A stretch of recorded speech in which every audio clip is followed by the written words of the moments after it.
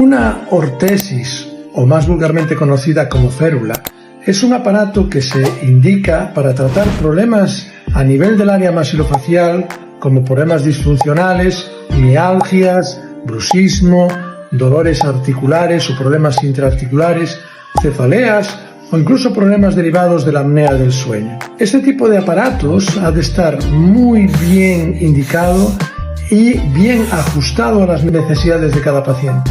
Por eso es muy importante que consulte con un especialista que conozca bien toda esta patología y que sepa ajustar este tipo de férula a las necesidades patológicas de su caso.